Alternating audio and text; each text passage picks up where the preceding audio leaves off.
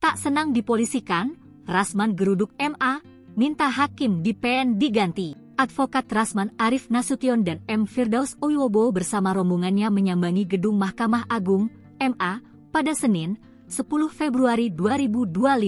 Berdasarkan pantauan Kompas.com, mereka tiba pukul 13.32 waktu Indonesia Barat. Rasman, Firdaus, dan satu pengacara bernama Elida Neti tampak mengenakan toga advokat saat tiba di gedung MA. Ada juga beberapa orang yang mengenakan seragam bercorak ungu dengan tulisan Perkumpulan Barisan Advokat Semi Militer Indonesia, Pembasmi, yang ikut dalam rombongan Rasman. Kedatangan mereka dilakukan untuk meminta MA mengganti Ketua Majelis Hakim Perkara dugaan pencemaran nama baik yang menjerat Rasman. Kedatangan mereka dilakukan untuk meminta MA mengganti Ketua Majelis Hakim Perkara dugaan pencemaran nama baik yang menjerat Rasman. Kami meminta agar Mahkamah Agung memerintahkan Ketua Pengadilan Tinggi dan Pengadilan Negeri Jakarta Utara untuk mengganti hakim yang bersangkutan, kata Rasman di gedung MA, Jakarta, Senin, 10 Februari 2025. Rasman menuding bahwa Majelis Hakim PN Jakarta Utara yang memeriksa dan mengadili perkaranya tidak netral dalam persidangan.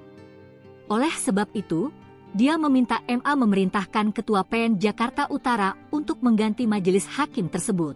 Dalam kesempatan ini, Rasman juga menyatakan kekecewaannya terhadap langkah MA yang melaporkan kericuhan di PN Jakarta Utara ke polisi. Dengan nada tinggi, Rasman menyentil kasus ex-pejabat MA yang terlibat kasus korupsi. MA memerintahkan Ketua Pengadilan Negeri, PN, Jakarta Utara untuk melaporkan kejadian pelecehan marwah pengadilan atau contempt of court ke pihak kepolisian.